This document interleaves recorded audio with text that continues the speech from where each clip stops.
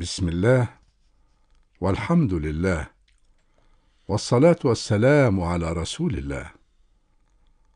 وظهر قارون في الأحداث، وكان كل يوم يذهب فيه إلى فرعون، يمر بموكبه من أمام عبيد بني إسرائيل، ويتباهى بزينته أمامهم.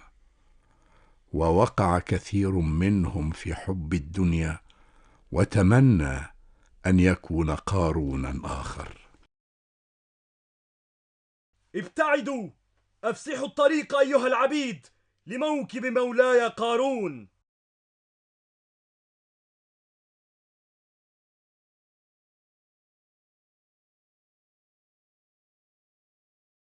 آه، يا ليت لنا مثل ما أوتي قارون من ذهب وغنى، إنه لذو حظ عظيم.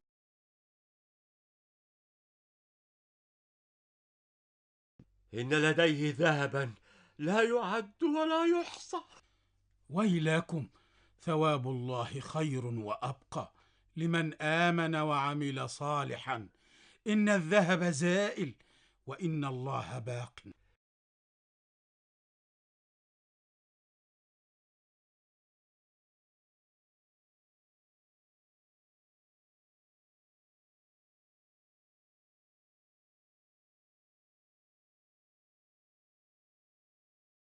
هذه هي مفاتيح خزائنه، إن مفاتحه لتنوء بالعصبة أولي القوة.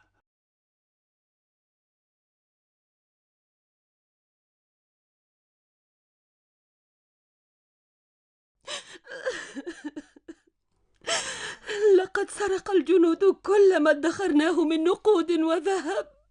اصبري وسيجزينا الله أجرنا. أما زلت تؤمن بإله موسى؟ إن الله حق، وموسى نبي من عند الله. لماذا عاد؟ كنا من غيره في أحسن حال. أتسمين العبودية والعمل تحت إمرة فرعون أحسن حال؟ لقد كنت أحمل صخوري بصمت وأرفعها إلى المعابد، وكان الجنود يضربونني عندما أتريث قليلا كي أستريح، ولكنهم الآن يضربوننا دون أي ذنب. ماسك يا امرأة، إن نصر الله قريب. إن موقف موسى صعب. ماذا يفعل أمام فرعون وجنوده؟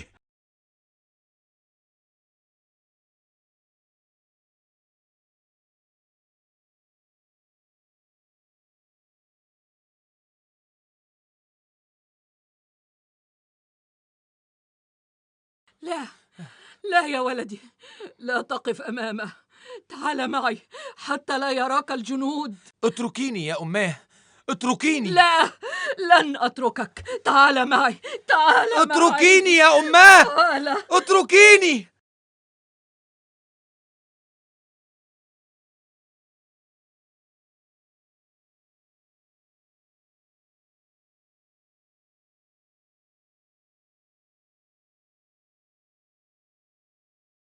يا ليتني قارون، يا ليتني فرعون. إن فرعون يملك نصف ذهب الأرض، والنصف الآخر يملكه قارون، وموسى لا يملك شيئا. موسى لا يملك شيئا. لقد أعطتهم آلهتهم كل شيء، حتى نحن أعطتنا لهم. وجاء موسى ليخلصنا من آلهتهم، فوقعنا في العبودية أكثر.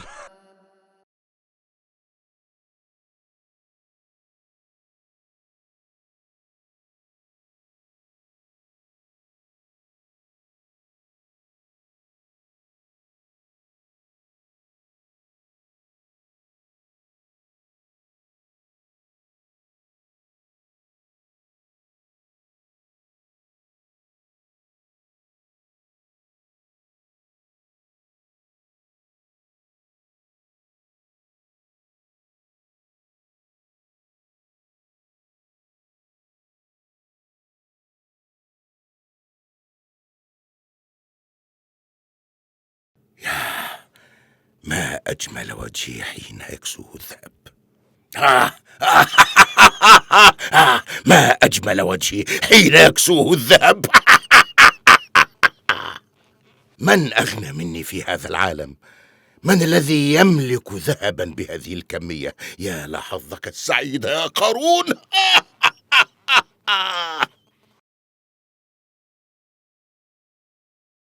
وظل موسى يدعو الناس في كل وقت وفي كل حين، وكان يقول لهم إن قارون طاغ، وإن ذهبه سوف يسلسل به يوم القيامة، لأنه لا يعطي منه للفقراء، وسيحشر هو وفرعون في الدرك الأسفل من النار مع الجبابرة والطغاة. وكان منهم من يستمع، وكان منهم من لا يستمع له.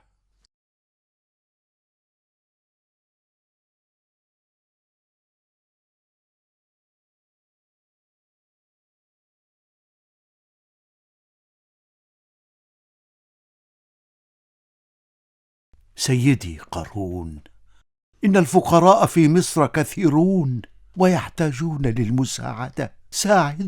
ساعدهم يا مولاي، حتى يبارك الله لك في مالك. ألا يأكلون ويشربون؟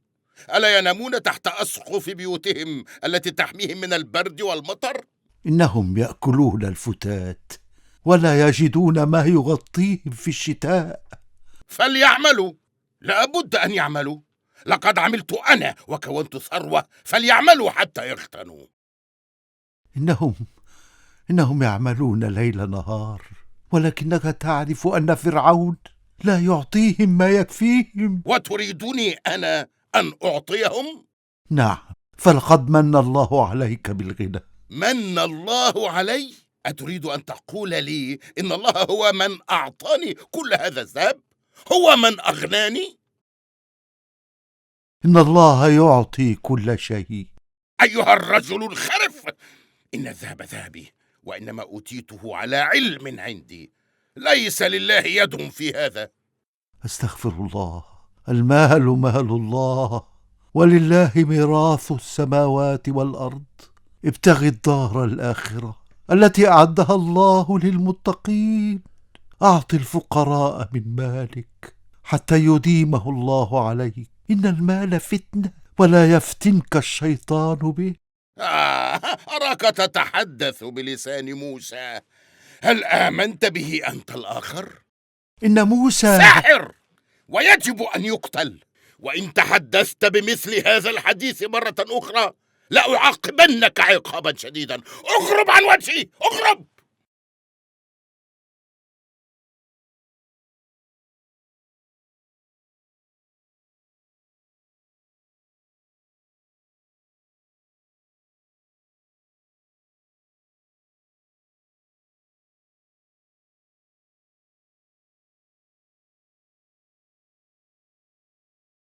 ما زال موسى يدعو العبيد إلى الصبر والقوة حتى يأتي يوم الخلاص. لقد هزمني هو والسحرة أمامهم. السحرة نالوا جزاءهم، وبقي جزاء موسى. بعزة فرعون لن أدع هذا اليوم يأتي. سأجعل جنودي يهلكون العبيد قبل هذا اليوم. ومن هو موسى حتى يقف أمامنا ويقوي العبيد علينا؟ إنه عبد فقير، ليس له قوة ولا حيلة. لن يهدأ لي بال حتى أنتقم من موسى. كان يجب قتل موسى منذ ولادته. دع الانتقام لي.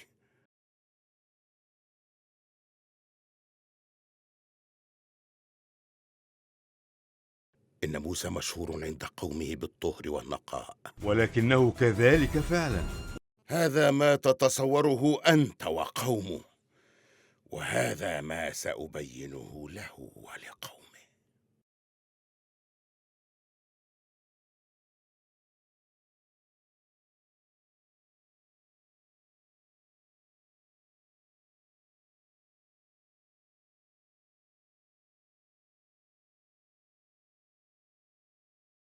دعها تدخل. انصرفوا الآن.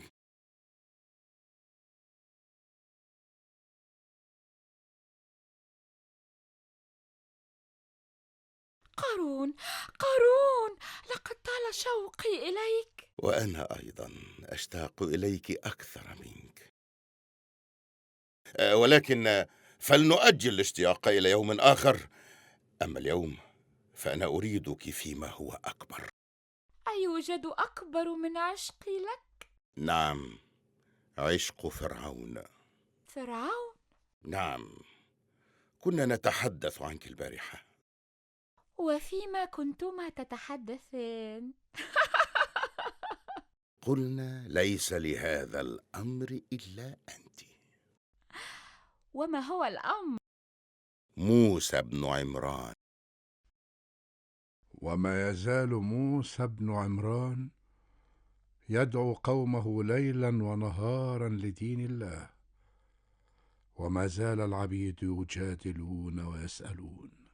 فلتدع ربك يا موسى أن يعطينا ذهبا مثلما أعطى قارون. إذا ملكنا الذهب فسنكون أقوياء. ويعيد موسى قوله ويقول لهم إن الذهب زائل، وإن الله هو الباقي، وإن القوة لله جميعا، وإن الله هو الغني، وما نحن إلا فقراء أمام الله. لقد اشتد أزر فرعون بقارون وأصبح يدا بيد ضدنا.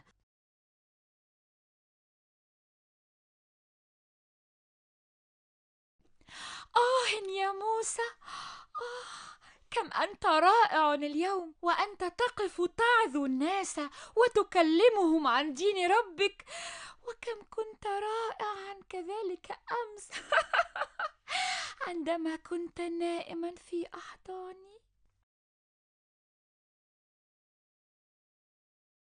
لا تتعجبوا، فهذه هي الحقيقة. أعذرني يا موسى، ولكنني يجب أن أعرف هؤلاء العبيد من أنت. إنهم عبيد حائرون، وقد سحرتهم بكلامك كما سحرتني بكلامك وجسدك المفتول. هيا هيا هيا هيا، فلتخلع هذا الثوب، لقد أصابني الملل منه. هيا، قل لهم من أنت. أكنت تواعد هذه الساقطة يا موسى؟ أتنهانا عن الفحشاء والمنكر وتفعلهما أنت؟ قل لنا من أنت. لا والله، إن من مثل موسى لا يفعل هذا مطلقا. إنها امرأة كافرة وتريد لنا الكفر جميعا. وتقدم موسى من المرأة البغي ونظر في عينيها بعمق، وسألها لماذا تتهمه بتهمة لم يفعلها، وقال لها عما سيلاقيه العبد الذي يرمي الناس بالباطل من عذاب يوم القيامة، وكيف سيقف أمام الله بعد أن كذب. ولكن إذا تاب العبد وقال الصدق فسيغفر الله له ويدخله جنات تجري من تحتها الأنهار. ما هذا الذي يقوله موسى؟ إنني أسمع هذا الكلام لأول مرة. إنني أبحث عن المغفرة من فرعون وقارون بإعطاء جسدي لهما، بينما يتقبلها رب موسى بالتوبة والعمل الصالح. من أنت بحق الآلهة؟ من أنت يا موسى؟ قال لها موسى إنني عبد الله آتاني الكتاب وجعلني نبيا لكم كي أخرجكم من الظلمات إلى النور. الله الذي خلق كل شيء، الله الباقي والكل يزول. أنت رسول الله حق، فلتدعو ربك أن يغفر لي. سامحني يا موسى، سامحني. إن قارون هو من أمرني أن أفعل هذا. لقد أعطاني الذهب كي أرميك بتهمة باطلة حتى ينفض من حولك العبيد.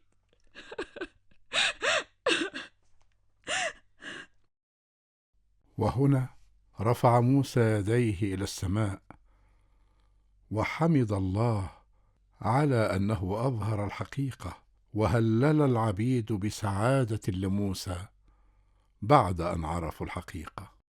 لقد نصرك الله يا موسى وأظهر الحق، إنك مثال للطهر والنقاء. النصر لرب موسى، النصر لرب موسى، النصر لرب موسى، النصر لرب موسى، النصر لرب موسى.